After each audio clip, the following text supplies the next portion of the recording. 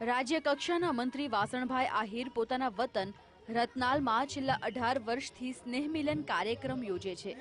વાસણભાઈ આહિરને આ વર્ષે બીજી વખત મંત્રી પદ મળ્યું છે, જેમાં તેઓને રાજ્ય કક્ષાના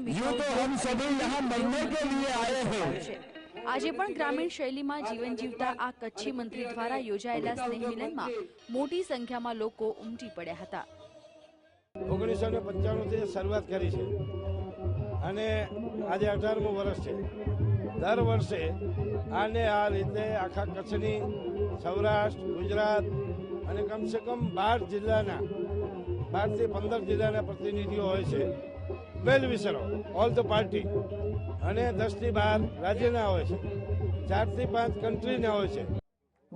આ સ્નેહ મિલનમાં વાસણભાઈના સહપાઠી અને માર્ગદર્શક એવા શિક્ષણ મંત્રી ભૂપેન્દ્રસિંહ ચુડાસમા ખાસ ઉપસ્થિત રહ્યા હતા। આ ઉપરાંત પંચાયત મંત્રી જયંતિભાઈ કાવડિયા તેમજ વીટીવી ગુજરાતીના ચેનલ હેડ સતીશ મોરી સહિત વિદેશી શુભેચ્છકોએ પણ આ કાર્યક્રમમાં હાજરી આપી હતી। ભૂપેન્દ્રસિંહ ચુડાસમાએ વાસણભાઈની આ પરંપરાને બિરદાવતા ગુજરાતની જનતાને નવા વર્ષની શુભકામનાઓ પાઠવી હતી। પ્રસંગોનું મહત્વ એ મળવાનું મહત્વ છે, એકબીજાને પર્વમાં શુભેચ્છા પાઠવવાનું પર્વ છે।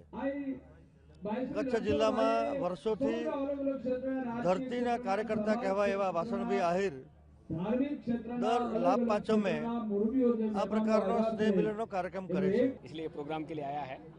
ये प्रोग्राम जो है एक यूनिटी के लिए बहुत अच्छा रहता है। इधर जो ऐसे प्रोग्राम तो बहुत कम देखता है, देश में ऐसे प्रोग्राम होना चाहिए एंड ये हमको बहुत अच्छा लगता है। આ કાર્યક્રમની વિશેષતા એ હતી કે તેમાં બેઠક વ્યવસ્થા તથા ભોજન વ્યવસ્થા ગ્રામીણ શૈલીમાં હતી, સાથે જ મહેમાનોએ ડાયરાની રંગત પણ માણી હતી। ભરત ડોડિયા, વીટીવી, રતનાલ, કચ્છ।